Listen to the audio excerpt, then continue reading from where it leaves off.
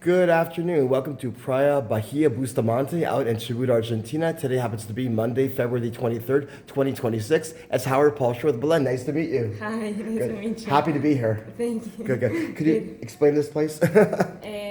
We are right now inside where it used to be like the general store, and now it's rebuilt, so it's a more comfortable place for guests to hang out. And there's a library and there's a restaurant as well, and we're gonna go around and visit what it used to be the seaweed camp. So this place worked between the 50s and the 90s, and there were a lot of people living in this place. In those moments, working specifically with seaweed. So yeah, that's what we're gonna see. Great. And then, well, this is not part of the history, but it's the vineyard now. They are working with different types of grapes in the last more than 7 years, and just now they are producing and selling wine, Pinot Noir and Albarino and Semillon. So it's the southernmost vineyard in the world, near the ocean. And well, this place is what we call a Lopez bar. It used to be quite like a bar and then a place for people to sleep and stay. This was built even before that the family reached here. So it was in the beginning of the 2000th century, and they were living here, this whole family, the Lopez, because this whole bay was used to be like a natural port, and so people would commercialize here wool, and they would sleep here and then keep walking around the steps. So quite a different image to what it is now. And yeah, now the idea is to rebuild it at some point, but the oldest building around the town, this one. And well, these houses were the first ones to be built, or like some of the newest buildings, or oldest buildings, sorry. And they were the people's houses, like the bosses and the families, even the Japanese businessmen that would come here and do business, they would sleep here. And so this avenue is called Gracilaria Avenue. You can see it on the board, but it's quite old, this one. And you can see the Gracilaria was the name of the seaweed that was the main seaweed that people would collect here. So it was the main avenue. And each street has different names, and each name is the name of a different species of seaweed that you could find in this bay. Okay. Well, the church was one of the most important places. Imagine that there were up to 400 people, even more people living here. So they needed a place to commute or to bring the community together. And it was functioning between the 70s, the 80s, and the 90s. There wasn't really a priest living here, but it was more like a rural priest, and he would come here twice a month. Not only do the typical mass, but then do maybe the baptism and marriage. Imagine this place being full of people, like 200 people maybe just singing and celebrating. It was full of life. And now there's no more services? No more services. We still open it. If people want to come and use the church, they can. It's quite like a separate place, really silent. It's nice to be safe and alone. It's quite a nice place. It has an amazing acoustic, so maybe even sometimes people come and play the guitar or sing. That's quite a nice feeling. But not usually. They used to do a mass around a procession around the town, where they would collect all the seaweed all the seaweed workers. They would celebrate the seaweed worker day, and they would go around the town with the Mary and their tools and celebrate their day. And even in the restaurant, you can see the photographs of Lorenzo Soriano, the owner, on top of a horse, just celebrating.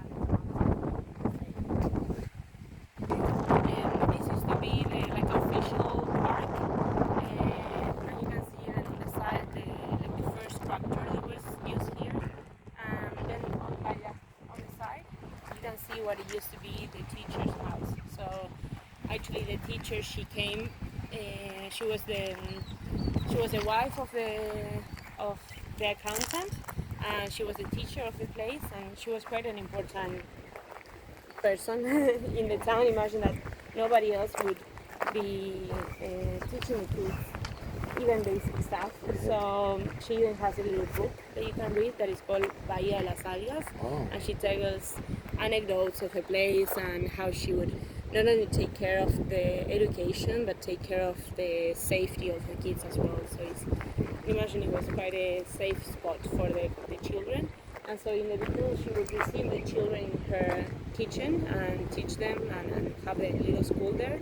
But then they built a more like official school back on that building that you see there. And that ended up being the official school, that it was affiliated by the educational council. So the children that would come to the school here, even though it was a rural school, they would have a level of education. So they would end up, they would be able to go to other schools. That's great. And now you can see that this building is our like the staff members' living room. So we gather here, we have dinner and whatever, mate and merienda, we have it here. Like a meeting room. Yeah, like a meeting room, exactly. And now it's renovated, so it's quite different to what it used It's to just a escuela. be. It used to be a school. What's the school over there? Number 45. And then this place were the places where the people that would work here. There were some people that were living here for the whole year, and then there were all other people living here for maybe 1-2 months, and so they would sleep in these little rooms and mainly work the whole day, and then they would have shared bathrooms and shared places to cook, and then they would maybe work for a couple of weeks and then keep going, traveling around the steppe. Now they are just abandoned, and we use them as a deposit.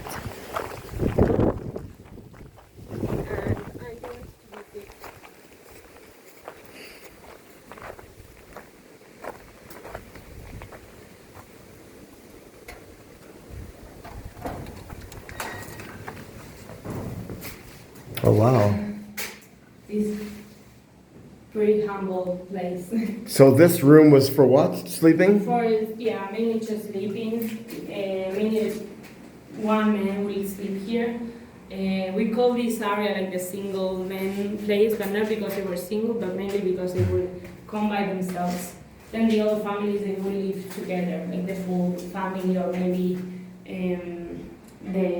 the partners, they would move in. But because they were just passing by, they would come by themselves. Oh, wow, this looks like a museum. Yeah, so this is pretty much our center of interpretation. It's kind of like a rustic museum, but quite a valuable one. We have skeleton or vertebrates and bones from a blue whale. We have this skull that is from a juvenile of a sei whale. That is a species that is not really known, but you can see here around the bay. And then we have skeletons of sea lions, like the ones above here or the ones down there. There's a male, there's a female, and even a baby. Then we have that table is full of mainly species of shorebirds or species that you can see that live on the water in the bay. So we have the swan, the steamer duck that is pretty known, and then we have other species of dolphins, like one of the biggest species that you can find here, that is the pilot dolphin. And then our endemic dolphin, that is the one that you saw yesterday on the navigation. Then we have this one on the wall is the baby of a sei whale. That is the same species as this one, the skull. And then you have the bailins, so what they use for filtrating the water. And then we have here the steppe animals. So we have a puma, a choike or nyandú, the rhea, then the guanaco, We have the one species of fox. Then we have skunk, armadillo, some of the animals that you can see around. But this was all handmade, built by a guy working here throughout the pandemic, and yeah, it's just to show a little bit of our biodiversity, the reality that we have plenty more, but still much more to do. And then we even have here some other species that we didn't finish, like the flamingo, for example. You can see it there. It's quite interesting to see how they filtrate the water with this specific beak. And then we have eggs of different species, an oyster catcher up there.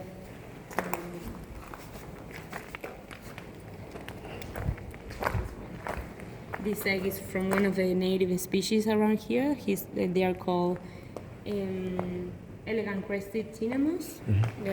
Probably you saw them around. They have a little feather on the top of the head. Yeah. Well, another armadillo. There's plenty of stuff. So we have like the natural area and then the historical part. So tools and things that people were using around their houses. Even like on the office, they were using the radio at one point, this bit. Oh, wow. And then, of course, in the 90s, they were already using computers and other technologies. Correct. And then the tools that they were using for harvesting, then the machines that they were using for pressing the seaweed once it was dry. And then we had like a first aid nursery, so these like two things, two chairs were used for that. Then bicycles, like a little bicycle for children, and mainly tools that were Amazing stuff here. Yeah, nice collection. You even have an old typewriter, yeah. an adding machine. Okay.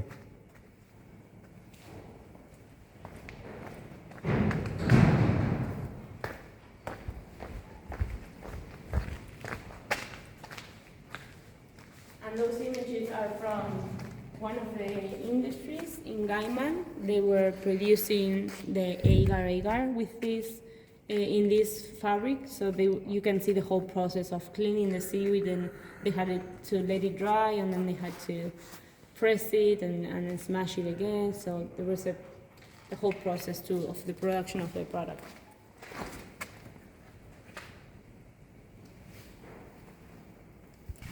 Well, and these were like the warehouses where they used to collect the seaweed, and now is our mechanical warehouse. And also the warehouse, they changed their use. That one there used to be the actual mechanical warehouse, and now it's our like event salon, and it's gonna be rebuilt in the coming months. People in some months they could, if they want, maybe have like celebrate their marriage here, or even do like business events. You can do it in this warehouse here.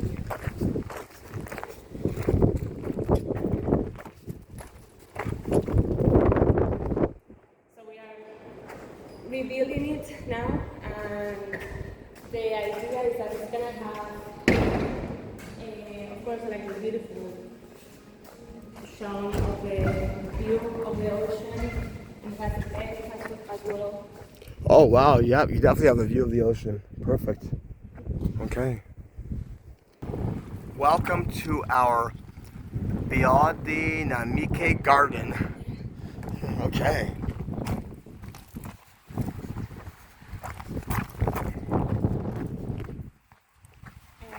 So this is not really part of the history, but it's more connected to our present, and it's our organic vegetable garden. The idea here, of course, is that it's completely organic, and they work it differently, usually around, depending the phases of the moon. So there's a really like strict way to work it out. but really they just keep.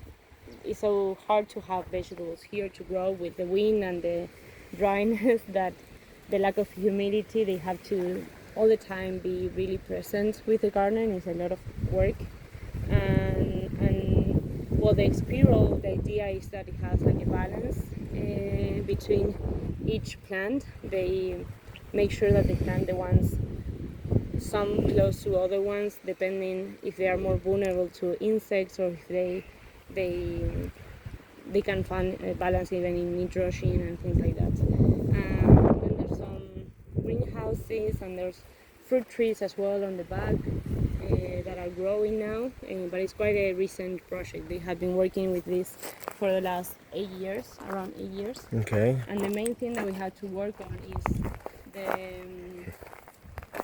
compost. The soil here is so bad in a way, or lack of nutrients, that we have to work a lot with organics and working with making a good compost to provide the vegetable garden.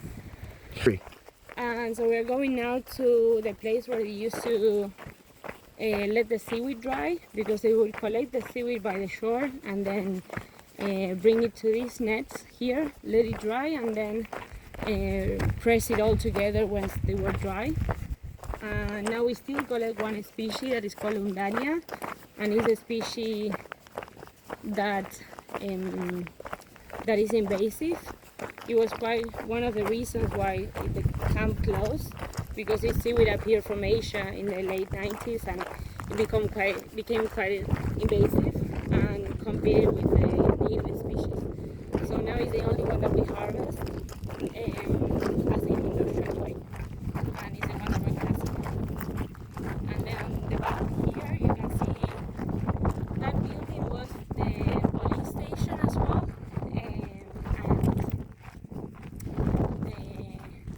There were many problems here, as well in many other small towns. So we needed a police station for sure. It's still there or no more? No, it's not working anymore. But it worked between the years of the camp.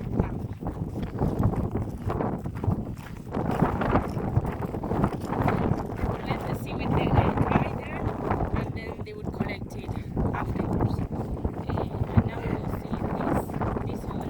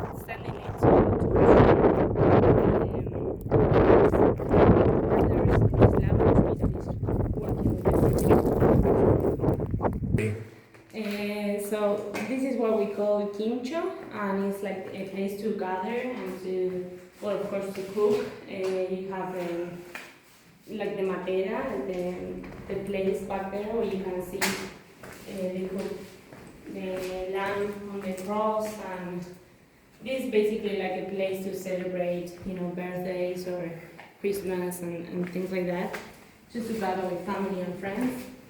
And then on the side, this is our quite like a deposit now, but it used to be the bakery. So there was a baker living the full time here, and he would produce pastries and bread and things like that and sell it on the general store where we started the guide. And now we have jams and things like that that we produce here as well. And then you can see like the freezer and some other tools that were used on the general store as well. But now it's quite a deposit, so it's of course not used anymore. But you can see there the oven, the old oven that was wood oven, it's like 2 meters deep down. This used to be like the main family house, and now it's all rebuilt, so it's for guests to sleep in. And now this is at the view of the restaurant. Yeah, it has really nice views from the ocean, so it's nice to gather here. And this is where we started the whole excursion. That was a fantastic tour of beautiful Porto, Bahia Bustamante, and in Chubut. Thank you so much, Belen, for the fantastic tour, and come and visit, everybody. Take care and bye-bye. Bye bye.